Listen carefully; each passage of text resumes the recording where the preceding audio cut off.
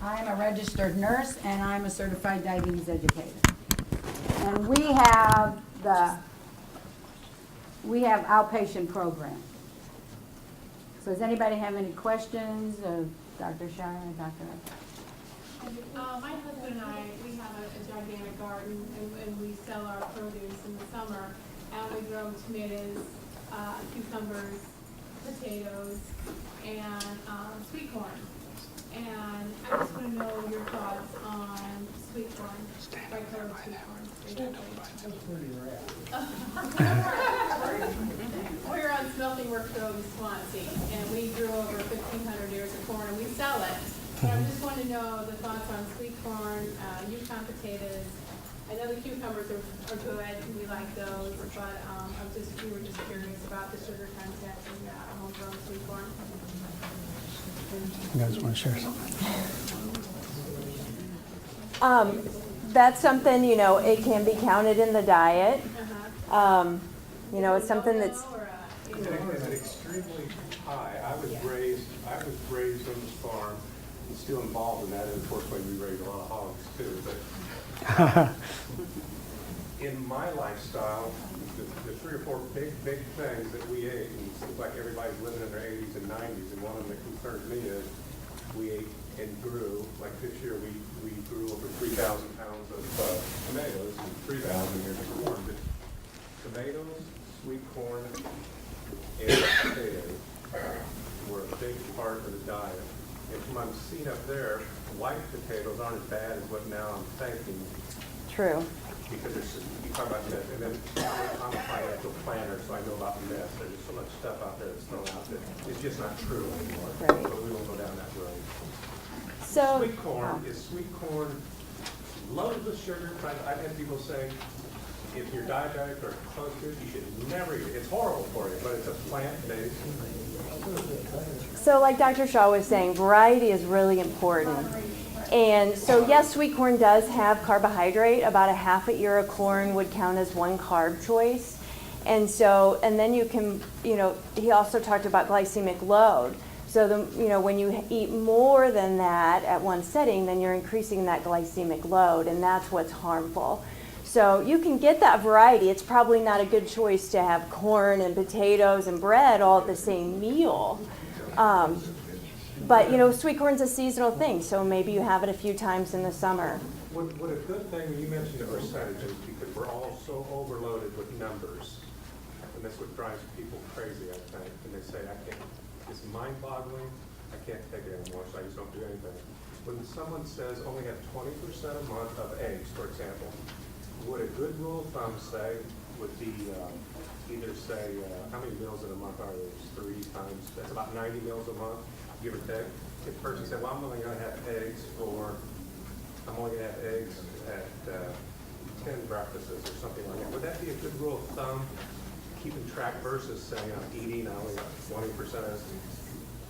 Realistically, it takes a pretty special person to keep track of this.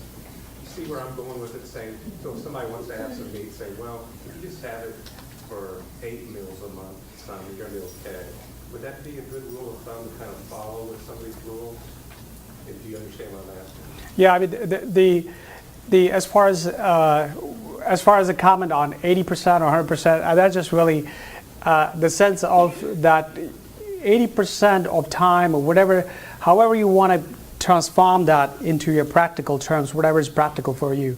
That's perfectly legitimate, and it might be a better way of saying that only one meal consists non-plant food. I'm okay with saying that or something like that, but my goal is essentially that you want to get majority. That's the idea. Is if it's 70%, 60% doesn't matter. My idea is to try to get more and more whole food plant-based diet. Whether it's 80 or 79% doesn't matter. I was wondering, the people who eat all the sweet potatoes, given that it's Thanksgiving, does that include the butter and So you can put a lot of processed food into the whole food. That's it's not whole food anymore. Are sweet potatoes any better for you than regular potatoes? Sweet potatoes have a lower glycemic index than a regular potatoes. So on the index level, yes, it is better. As far as the caloric consumptions, you can still have pretty high calories with sweet potatoes. But it is better. Again, I mentioned that in order to differentiate good versus bad carbs, you need to know the glycemic index and the load of that specific food that you are examining. And that will help you to see which one is good, which one is bad. So I hate to be off topic, but is there a vegan support group? I do a vegan diet too. I was after being serious. Right, right. Not that I'm aware of. Memorial has all their support. Yeah, there's no official support group around here. Facebook for Ontario, Belleville support group in Ontario, Canada. There's a club. I see. There isn't one in this area that you know of? No, I'm not aware of it. No. I have just last month I was at Los Angeles for International Whole Food Plant-Based Diet Conference for healthcare providers. And we had something close to 900 healthcare providers all across the world practices exclusive whole food plant-based diet in the world. And every single presenters and physicians, every single presenters were either PhD or physicians were giving education with the scientific and evidence-based data. No activism, no environmentalism, none of those things. So strictly speaking, health aspect, it is better, yes. Yes. Have you ever heard of studies done on pasta and potatoes that once they were heated and then cooled, the resistance of starch it's resistant starch? Yeah, I'm not less- specifically aware of that. less- Are you aware of less- that? A little bit. Like, for example, a cold potato has a lower glycemic index than a hot potato. I see. So cooking certain kind of food can change the glycemic index and glycemic load. So that's also very important to understand. Certain food cooking reduces index, certain food increases. So there are a little bit of complexities there, yes. So is there a general indicator on what food has high or low glycemic index and low, or is it just? we say No, every single there's day? not. And so sometimes the foods will surprise you. I often just emphasize the foods that are low in glycemic index and encourage those. I don't always want to discourage the high glycemic, not to some extent. For example, carrots have a high glycemic index, but that's only on an empty stomach, just eating carrots. So, if you put a little bit of shredded raw carrot in your salad, that's not going to be harmful. I have a question. So y'all did the diabetes education, correct? So when Yes. you're diagnosed, so just recently I went through this on base, and it totally contradicts on pretty much everything you just said. Like the recommended carbs, probably close to 150 a day, 170 a day. So I kind of felt like I had to keep up with that. So I'm just wondering, but I'm not getting really any better, even on medication and things. So I'm wondering, do y'all teach anything that's kind of alternative like this, or do y'all kind of? It's always coincide? individualized, everybody's Okay. meal plan. So it's not Yes. just like, So in our program, what the two of us do is we're doing classes. So we're teaching about like where you find the carbs. We're not giving an individual meal plan. Now, we do have a dietitian that will do that individually, because yes. in 88, like the Diabetic Association, don't they have like a blanket? There is not one diabetic diet. Gotcha. Yeah. But similar to what he was saying, that we would usually encourage almost, 40 to 50% of your calories to actually come from carbohydrates. So if you just want to drop the plant-based aspect, at least if you can focus on whole food, try to get rid of processed foods. Second, get more fruits and vegetables, whole food in your diet, and focusing on abdominal weight loss and eating better carbs. I think that definitely will help your diabetes. Yeah, and then obviously stress and sleep is various other things. So. And exercise? Exercise, I yeah. was gonna ask about that. Because, Exercise? well, I'm terrible about what I eat, right? So I go to the Y 6 times a week. I'm there for 2 hours. I never gain weight, but I never lose weight. I stay the same all the time, little trouble. It's really But I hard never- to out-exercise bad eating habits. So that's what I was gonna say though. Well, so I guess even though you do exercise and you don't gain weight, but you don't lose weight, you still have to follow your diet though, right? That's what I thought. You could be at the gym for 30 minutes and maybe burn a couple hundred calories and go next door to the ice cream joint and get a mini ice cream and it's 500 calories and it takes you 5 minutes to eat that. So you could really sabotage yourself in that aspect. And most of my patients try to convince me that they gain the muscles, but not quite true. That's what my problem is. So it's all, everything has to be put together. It's just not going to exercise. I exercise for 12 hours a week so I can eat anything I want. That's not it. It's all the pieces put together. Unfortunately. Yogurt, is that better for you The yogurt, than these ice creams that have like stevia and all these other things in them? yeah. So yeah, yogurt is a very reasonable food compared to the ice cream or other products, yes. It has the probiotics and various other values to that, yes. Yes. How do you increase the quality of your sleep? Sleep. Yeah, so taking the sleep is a very complex thing in your life, where obviously you spend 1/3 of your life sleeping, and some people think that if I sleep less, I can do more. That's not quite true. But sleep is very individual. Some people need less, some people need more sleep. How do you know that you had a you had a good sleep? It's not the number, but how do you feel next day when you wake up? Okay, that's one way of looking at it. How do you improve the quality of sleep is the question. It's not so much about how many increase the hours of sleep. How do you improve the quality of sleep? So the most common underdiagnosed disease is a sleep apnea. So if you have that, you really want to treat that. Get it treated. Certain amount of type of foods that we eat, high sugary food, caffeine, alcohol, and last couple of hours can disrupt your sleep. Mental activities, high mental activities in last couple of hours of the day can also disrupt your sleep. Any even little light night lamp can also at night can disrupt your sleep. So there are so many different kinds of sleep hygiene standards that they have been thrown out.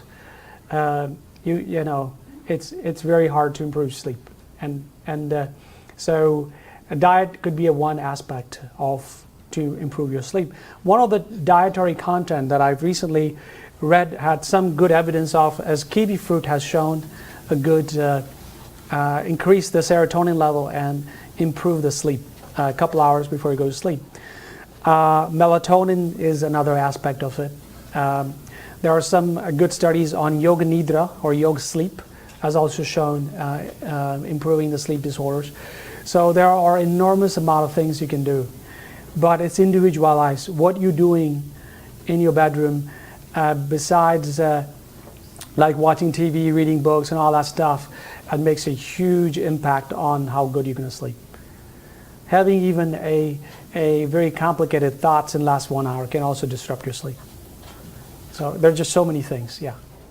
There was recently, if you're really interested in that area, just recently, I know it's not on NPR, but it's out of, I believe, Berkeley. There's a physician studying, and they just wrote a book, and they gave tips similar to what you're saying. Mhm. Cooler in the room is better.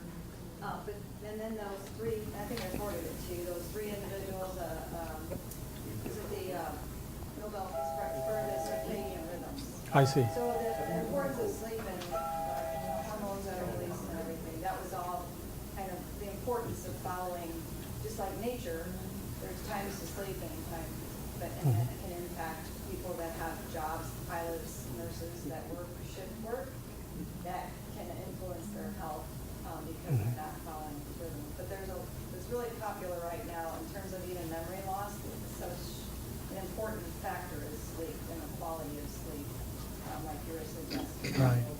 It was many years ago I read this book called Happiness Project. Forgot the author, but that book also had a lot of good pearls on sleep and various other aspects of life. It was written for middle-aged women, but anybody can read it. Yes? Question for the dietitian. Just going to show you how dumb I am. The only time I have gone or wanted to go to a dietitian, I had to do it through my doctor. He says, oh, here's a referral. What if I don't want to do that? I mean, you're seeing this. I don't understand if I agree with all this. I mean, if I want some help, can we tell someone like you to actually come see and At the hospital, we require a physician referral. that way? Okay, I didn't think, like I said, I'm not very.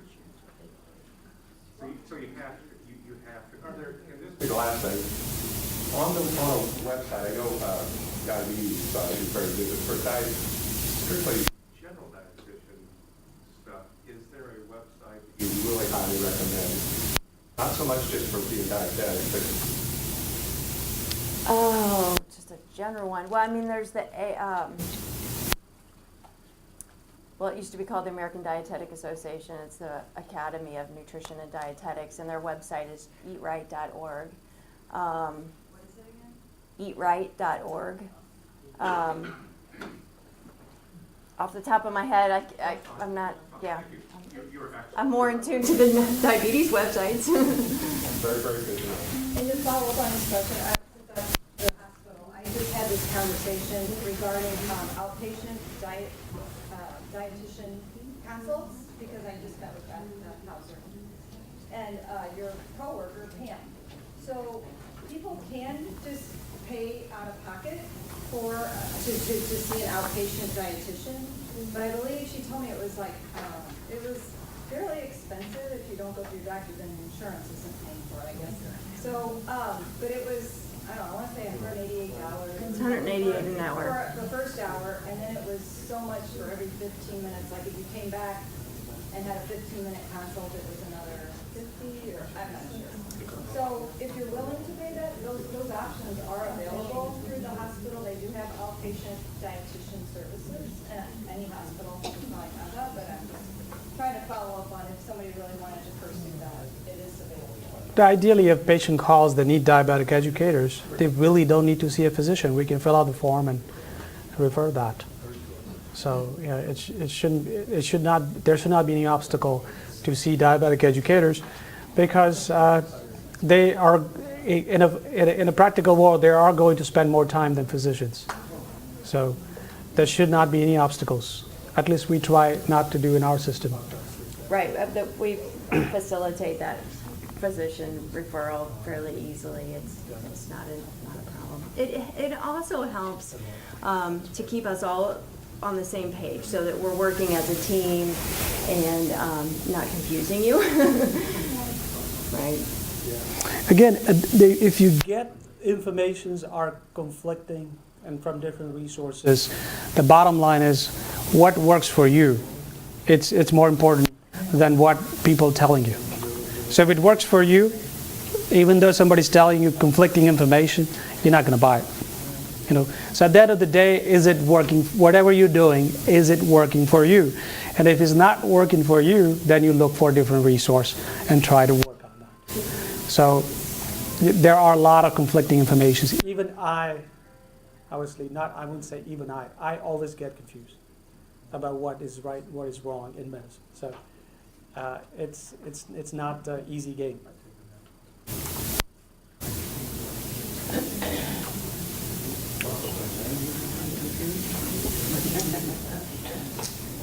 Well, thank you. Thank Yeah, you. no problem. You had a question, Matt? Did you have a question? Yeah, I just wanted to know what your opinion was on sweeteners for ice. You can talk about it. Sweeteners can be used in moderation. I always feel like if you want something different than water to drink, and it's something like Crystal Light and it's got a little bit of sweetener in it, it's still a better choice than drinking a soda. So, but moderation is the key. So if you're like baking without stevia or monk fruit sweetener, all these other ones that they've got out there now. So I'm not terribly familiar with the monk fruit one. But I know, like, as far as baking, you want to use one that's heat stable. And the only one that I'm familiar with that's heat stable is going to be Splenda. What do you think about stevia? Stevia is, considered a natural sweetener. It's not FDA approved, but it's on what they call the GRAS list, generally recognized as safe. So that can be used as well, but again, in moderation. Yeah, overall, as far as the sweeteners and any sugar supplements, they are, at the end of the day, they're 0 calories. The problem with them, they do not cause any insulin resistance. There has not been any evidence shows that it worsens diabetes of any kind. But there is a problem with them is anytime if you give an empty calorie to your body, you're really driving your brain crazy. And when you're actually eating, you might end up overeating because of that extra craving and driving that happens in your body. So if you limit your total calories a day, you can drink diet soda all day long, that's okay. But if that is making you, at the end of the day, your total calories going up because of that, then it's bad. So there are some indirect disadvantage of sugar supplements of all kinds. And like I said, if you, when I went to the conference, there was a coffee. They didn't even give us a sugar and coffee. They give honey instead. So that's how, not even sugar supplements. That's how strict, how some of the conferences that I went. So, yeah, it's tough, but slowly you can definitely change the habits. But yeah, 0 calories is better than 100 calories. But at the end of the day, those creamers are also quite bad as well, and not just the sugar, carbs. Cream has a lot of calories, I think. Two of the things that we would do in the program, of course, is not just information, but it's these behavior changes, and it is hard. And we can kind of help you assess your diet and pick out, okay, what are the big things I need to work on maybe first? And so we do incorporate that goal setting. That's helpful. But you have to have a doctor's referral, correct? Yes. And most doctors will give that to you if you ask them. Yeah, I think we definitely encourage. More time you spend with one of us, better your diabetes will get. See, I have Essence for my insurance. Do you take Like- that, Essence? Are y'all Tricare? Are y'all in network with Tricare? We are.